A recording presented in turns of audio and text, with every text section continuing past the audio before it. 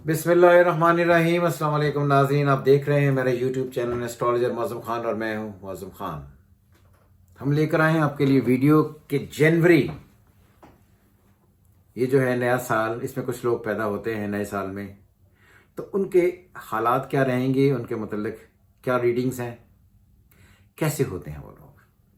हर वो आदमी और औरत जो 21 दिसंबर से लेकर 21 जनवरी तक पैदा होते हैं, ये कैप्रिकॉर्नियन कहलाते हैं बाय सन साइन।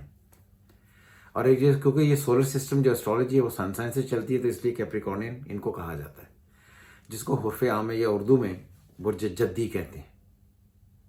हिंदी में इनको मकर राशि, यानी कि वो लोग जो मकर राशि के जरिए से पैदा हुए हैं, that is Capricornian. Capricorn Lord Saturn, ये बात याद रहे, जैसे मैं खुद कैप्रिकॉर्न हूं और 1 January is my date of birth. 12 Capricornian के लिए सबसे ज्यादा है कि कैप्रिकॉर्नियन जो भी आदमी पैदा हो उसका सैटर्न देखना बड़ा जरूरी होता है। अगर आप सैटर्न नहीं देखेंगे, सैटर्न की पोजीशन नहीं देखेंगे, तो आप कभी भी किसी भी कैप्रिकॉर्नियन के बारे में कोई भी एक राय नहीं दे सकते। मैंने लोगों को देखा है कि वैसे कैप्रिकॉर्नियन के बारे में एक राय कायम कर लेते हैं, ये जरूरी नहीं है। कैप्रिकॉर्नियन सैटर्न के अंडर आते हैं। अगर आपका सैटर्न बाय बर्थ अच्छा है, जिस तरह सैटर्न इन कैप्रिकॉर्न बहुत अच्छा है, सैटर्न इन एक्वेरियस बहुत ही अच्छा है, Saturn in Libra with good Venus अच्छा है। अगर सैटर्न इन लिब्रा हो और वीनस खराब हो तो बहुत बुरा है। हम इसलिए बात करेंगे वो लोग जो सन सैटर्न इकट्ठा लेकर पैदा हुए हैं जनवरी फरवरी में, कैप्रिकॉर्न इन एक्वेरियस, वो कैसे होते हैं। सबसे पहले, अगर आपका सन विद सैटर्न इकट्ठा है तो आप ये बात समझ लें कि आप अपनी ज़िंदगी में एक ऐसा आदमी है जो अपनी ज़िंदगी में जो मर्जी कर ले, ज़िंदगी में उसको अरूज मिलना ही है। इसलिए मैं बार बार ये कहता हूँ कि 1959, 60, 61 में जब पैदा हुए हैं लोग हैं, और उसके बाद 89, 90, 91, 92 स्टार से मुराद ये है कि ये अपनी ज़िंदगियों में आला मकाम हासिल करने के लिए ही पैदा हुए हैं, क्योंकि बिकॉज इन जब ये पैदा हुए थे उस वक्त सैटर्न की पोजीशन बहुत ही बेहतर थी। क्लियर? तो इसलिए सैटर्न करता क्या? Saturn is the Lord of services, administration. जब कैप्रिकॉर्न में होता है, सर्विसेज, एडमिनिस्ट्रेशन, उनमें बंदे को लेकर जाता है। ये जहनी तौर पर वो तमाम लोग हैं जो जॉब करना चाहते हैं।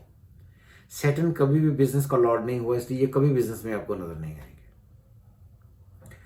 जॉब करेंगे, अगर आपका सैटर्न अच्छा है तो आप जॉब करेंगे।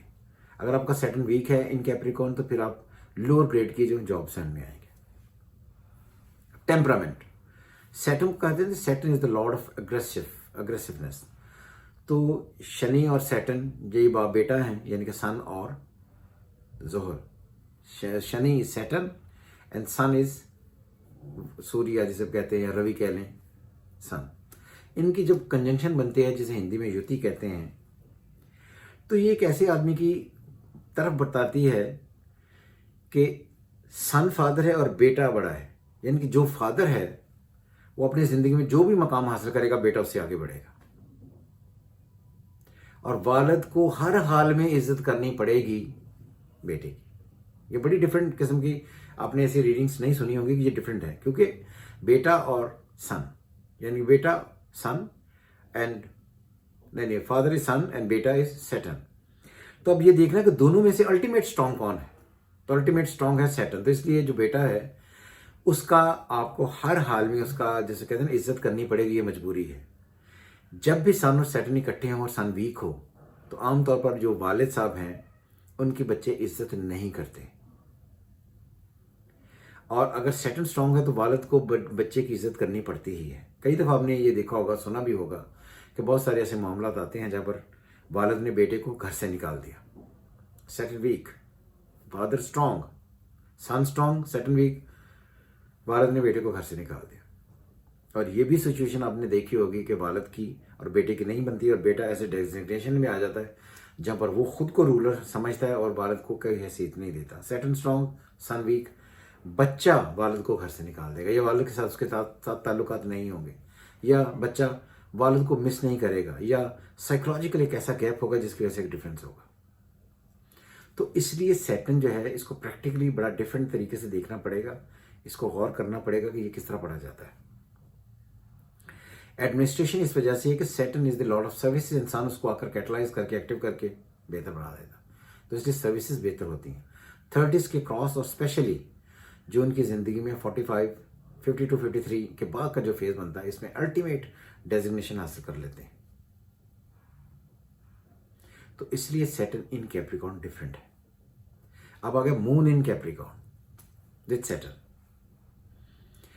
शदीद डिफरेंट किस्म के लोग, डिफिकल्ट लोग, आप उनको हमेशा एक खास तौर पर छोटा यानी कि दबा हुआ महसूस करेंगे, या वो अपनी ज़िंदगी में अपनी ज़ुबानें नहीं खोलेंगे। इससे मुराद ये है अपने आप को प्रॉपर एक्सप्रेस नहीं कर पाएंगे। जब आप प्रॉपरली एक्सप्रेस नहीं कर पा रहे तो आप अपने आप का अपना मुद्दा बयान नहीं कर सकते। वैसे भी मून इन कैप्रिकॉर्न कमज़ोर होता है, विद गुड सैटर्न भी कमज़ोर ही होता है। इसे विष योग भी कहते हैं। तो इसलिए उनकी ज़िंदगी में उनका बिहेवियर, उनका टेम्परामेंट, उनके सोचने का एक अंदाज डिफरेंट तरीके से होगा, और डिफ़िकल्ट लोग होते हैं ये बेसिकली बर्दाश्त करने के लिए। इनका जो भी इनके ज़हन में एक दफ़ा बात आ गई वो उसी पर चलते रहेंगे और ओपन नहीं होंगे, आप एक्सपोज नहीं करेंगे अपने आप को, लेकिन ज़हन में सोचते सोचते सोचते सोचते उसका कुछ ऐसा हल निकालेंगे कि वो दूर हो जाएंगे लोगों से। वो तमाम मर्द जिनका कैप्रिकॉर्न में मून है विद सैटर्न है, उनकी ज़िंदगी में शादी से रिलेटेड प्रॉब्लम्स रहेंगी, बच्चे तंग उन्हें करेंगे ही, साइकोलॉजिकली बेगम का और उनका मैचअप नहीं हो पाएगा, और उनकी वाइफ जो है उनको lungs and chest, respiratory, lower part, limbs, इनकी प्रॉब्लम्स रहेंगी। सो इसलिए कैप्रिकॉर्न होना एक बहुत ही अच्छी बात है अगर आपका सैटर्न अच्छा बैठा हुआ है मर्दों के लिए। औरतों के लिए कैप्रिकॉर्न होना विद मून साइन अच्छा नहीं है। अगर कोई औरत कैप्रिकॉर्नियन है विद सन एंड मून, उसका अगर सन से पढ़ें तो वो अपनी ज़िंदगी में खुद से भी काम करना चाहिए, उसका हस्बैंड भी सर्विस से रिलेटेड होगा। सो ये सारी चीज़ें हैं कैप्रिकॉर्नियन के मतलब। कैप्रिकॉर्नियन सैटर्न ज़िंदगी में बहुत आहिस्ता चलता है, मगर चलता चला जाता है, रुकता नहीं है। इसलिए सैटर्न जब भी आप कैप्रिकॉर्नियन होंगे तो आप अपनी ज़िंदगी में ग्रेजुअली ग्रो करेंगे, मगर करते चले जाएंगे, और एंग्जाइटी, स्ट्रेस, टेंशन नहीं होगी। दूसरी बात, Saturn is the Lord of old age. Old age उनकी सबसे ज़्यादा अच्छी गुजरती है, अच्छा रहते हैं, और वो अपनी तमाम ख्वाहिशात जो वो उनके चाहिए वो पूरी करते हैं। कैप्रिकॉर्नियन इसलिए कहा जाता है कि एक दफ़ा जो बेनज़ीर हैं उन्होंने जब बिलावल पैदा होना था, तो बिलावल पैदा हुआ तो वो कैप्रिकॉर्न नहीं बन सका, क्योंकि ज़ुल्फ़िकार अली भुट्टो कैप्रिकॉर्नियन थे, कायद-ए-आज़म मोहम्मद अली जिन्ना वॉज कैप्रिकॉर्नियन। तो इसलिए उन्होंने कहा था कि मैं बहुत कोशिशों के बावजूद कैप्रिकॉर्न बच्चा पैदा ना कर सकी। तो ये इस ज़ुमरे में लोग कहते हैं, तो इसलिए कैप्रिकॉर्नियन को माना जाता है कि ये जहाँ पर एडमिनिस्ट्रेशन है वहाँ पर ये बहुत ज़्यादा स्ट्रॉन्ग होंगे। और ये बात भी याद रहे, जिस तरह से कैप्रिकॉर्नियन की उम्र बढ़ती है, सैटर्न का दौर आता है, उनमें दो चीज़ें बड़ी स्पीड से बढ़ती हैं। एक, चीज़ों को ऑर्गेनाइज करने की, और जब वो चीज़ें उनसे ऑर्गेनाइज नहीं होंगे तो वो मेंटली फ्रस्ट्रेटेड हो जाएंगे, डिस्टर्ब हो जाएंगे। सेकंड, उनका गुस्सा आहिस्ता आहिस्ता बढ़ता है। घर वाले, दूसरे दोस्त या सब जो उनके साथ रहने वाले हैं, उनके लिए कैप्रिकॉर्नियन के साथ रहना मुश्किल हो जाता है, इस वजह से कि वो सोचते हैं कि यार ये आदमी जिस तरह बड़ा हो रहा है, इसमें गुस्से का आंसर, या इसके बोलने का अंदाज, या इसके सोचने का अंदाज, इसमें अग्रेसिवनेस थोड़ी ज़्यादा आ रही है, इस चीज़ को अवॉइड करना चाहिए। लेकिन क्योंकि सैटर्न इन कैप्रिकॉर्न बिल्कुल ही प्योर होता है तो वो अवॉइड नहीं किया जा सकता।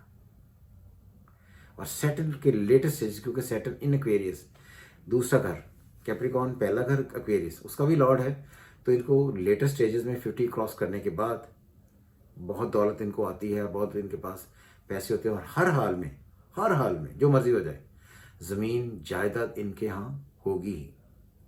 और इसलिए वो कैप्रिकॉर्नियन लोग जो 59, 60, 61, 62, देन वो तमाम बच्चे जो 89, 90, 91, 92 यहाँ तक पैदा हुए हैं, अगर ये सर्विसेज के साथ कुछ सर्विसेज करना चाहते हैं, कुछ सर्विस प्रोवाइड करना चाहते हैं, ज़मीनों का कारोबार जिसे हम कहते हैं एग्रीकल्चरल लैंड प्लॉटिंग, इनकी ट्रेड करना चाहें, नॉट बिजनेस, ट्रेड करना चाहें, तो ये अपनी ज़िंदगी में शदीद ही कामयाब होंगे।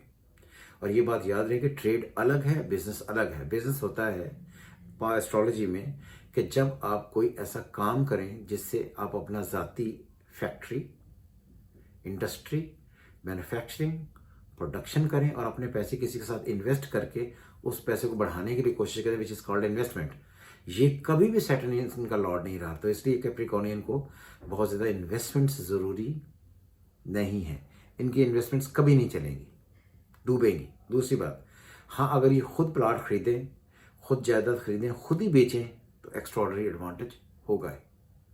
सो इसलिए आई थिंक कि कैप्रिकॉर्नियन के मतलब आपको काफ़ी अच्छा थोड़ा सा रिस्पॉन्स मिल जाएगा। और ये बात भी याद रहे कि सैटर्न और सन का इन कैप्रिकॉर्नियन कलर बहुत ज़्यादा ब्राइट या बहुत जिस तरह ये मेरा रेड एंड आप ग्लोइंग नज़र आता होगा, ये बिल्कुल नहीं होता कैप्रिकॉर्नियन का। सो नेक्स्ट वीडियो बनाएंगे क्वेरीज पे नेक्स्ट टाइम।